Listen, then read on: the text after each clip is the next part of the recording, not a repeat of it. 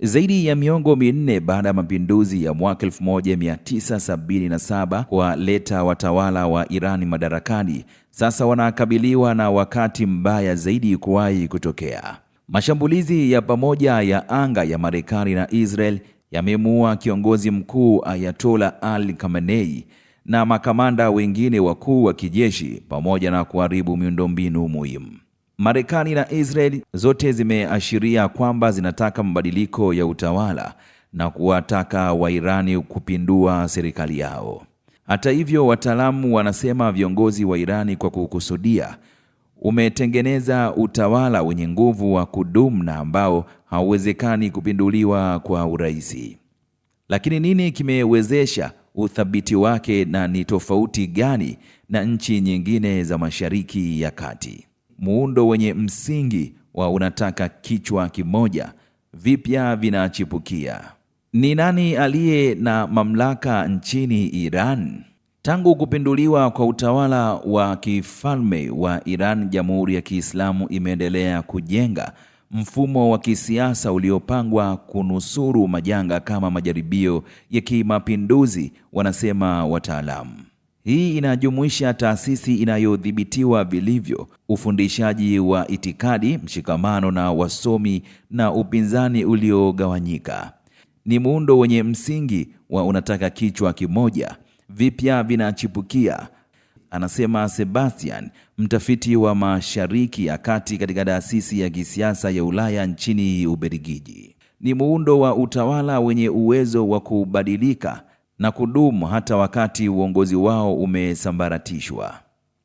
Siku ya Jumapili, Mojtaba Khamenei, mtoto wa Ali Khamenei, alichaguliwa kama mrithi wake chini ya wiki mbili baada ya baba yake kuuawa. Anatarajiwa sana kuendeleza utawala wenye msimamo mkali wa baba yake. Wataalamu wanahoji kuwa tofauti ya nchi kama vile Tunisia, Misri na Syria ambako viongozi walipinduliwa, Iran imeweza kukabiliana vyema na mitikisiko ya nje ya aina hiyo kwa sababu ya vyombo vyake vya usalama vinavyoendeshwa na itikadi. Badala ya kufanya kazi chini ya udikteta wa kawaida unaohusisha mtu mmoja, Irani ina utawala wa kiimla wenye kujumuisha watu wengi, muungano kati ya wafuasi na wanaoamini uongozi wa Kiislamu katika siasa na utaifa wenye msimamo mkali wa Iran, anasema Bernard, mkurugenzi wa zamani wa taasisi ya utafiti ya Ufaransa yenye makao yake Teherani nchini Iran. Mamlaka imegawanyika katika vituo vingi, vyombo vya kidini, vikosi vyenye kujihami na sehemu kubwa za uchumi, na kufanya kuwa mfumo mgumu zaidi kuangusha kuliko udikteta wa kiongozi mmoja. Mashirika mengine yenye nguvu ni pamoja na baraza la uongozi ambalo linaweza kupiga kura kwa ajili ya sheria na wagombea wa uchaguzi.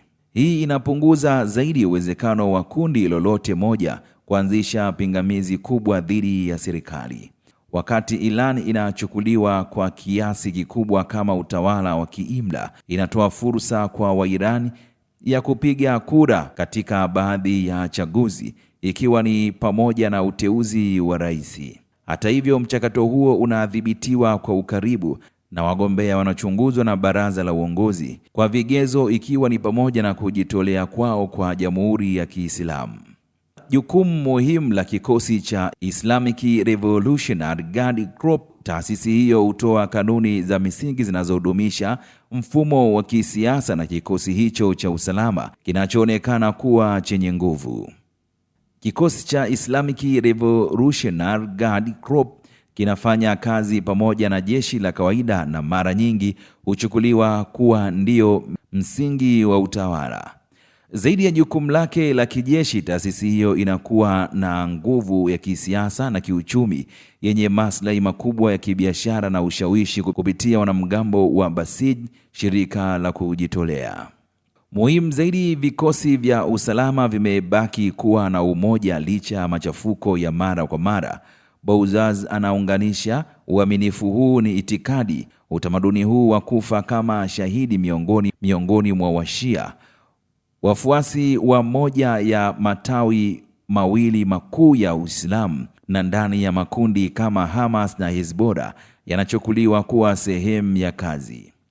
Waziri wa ulinzi wa Iran Rezaki Taraenik hivi karibuni alisema katika mahojiano ya televisheni kwamba kamanda wa IRGC anamrithi aliyeteuliwa wakiwa safu tatu chini yake ili kuhakikisha mwendelezo. Kasra Arabi, mkuu wa utafiti kuhusu jeshi la Irani wa shirika wa United Against Nuclear Iran, anasema muundo wa Irani uliogatuliwa uliotokana na mafunzo kutokana na kuanguka kwa vikosi vya Iraq mwaka 2003 wakati wa uvamizi wa muungano unaoongozwa na Marekani. Ikiwa utawala utasalia, naamini jeshi litakuwa na jukumu muhimu zaidi. Mitandao ya ufadhili na mshikamano wa wasomi.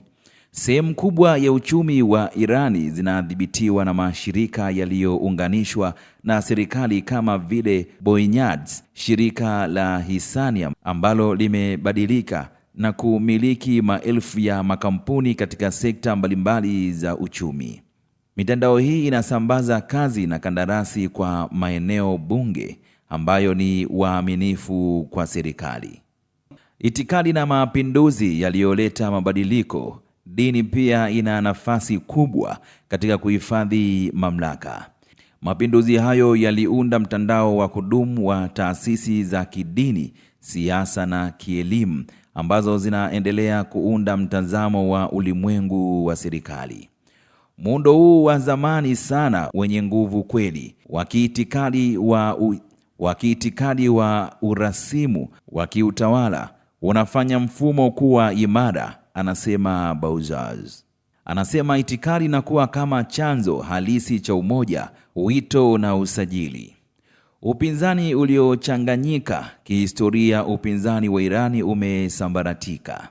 Wanajumuisha wana mageuzi, wafalme, vikundi vya mrengo wa kushoto, vuguvugu la wanaoishi nje ya nchi kama vile Baraza la Kitaifa la Upinzani wa Irani na mashirika mbalimbali ya kikabila. Mgawanyiko huu umedumu kwa muda mrefu, anasema Elie Gelnamie, mshiriki mkuu wa sera katika Baraza la Ulaya la mahusiano ya kigeni, taasisi ya wataalamu ya Uingereza. Baada ya mapinduzi, mjadala kuhusu kuunda vyama vya siasa uliwekwa kando, anasema kwa kiasi kikubwa kutokana na Irani kuingia katika vita ya Iraq mwaka 1980 ambavyo viliunda kwa karibu miaka 8. Kwa miaka mingi kumekuwa na vuguvugu kubwa la kupinga utawala huo kama vile vuguvugu la kijani la mwaka 2009 na maandamano yaliyochochewa na kifo cha Mahsa Amin mwaka 2022. Lakini maandamano hayo yalikosa uongozi thabiti na yalikabiliwa na ukandamizaji mkubwa wa serikali. Hata hivyo, wimbi la hivi punde la maandamano mwaka huu na mwaka jana lilifuatia wito wa mwana wa marehemu Shah aliye uhamishoni wa siku za utekelezaji duniani, yaani Gold Day of Action.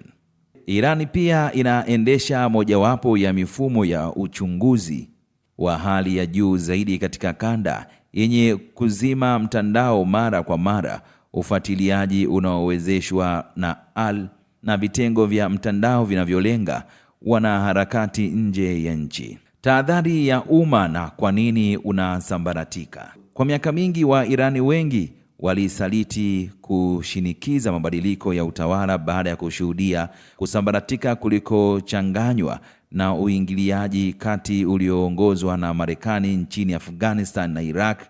Gelmania anasema, akiongoza kuwa matokeo ya vuguvugu la Waarabu yalizidisha tahadhari.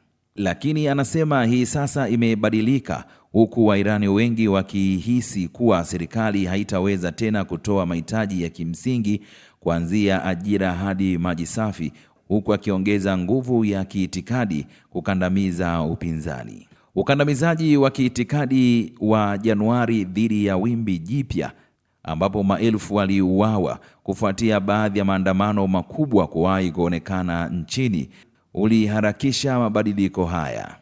Wairani wenye umri mdogo ambao wengi wao wameelimika sana wameunganishwa kimataifa na kushawishiwa na mitandao ya kijamii wanaoutaka utawala huo wakiuona kuwa ufisadi, dhuluma na usio na umuhimu kwa matarajio yao.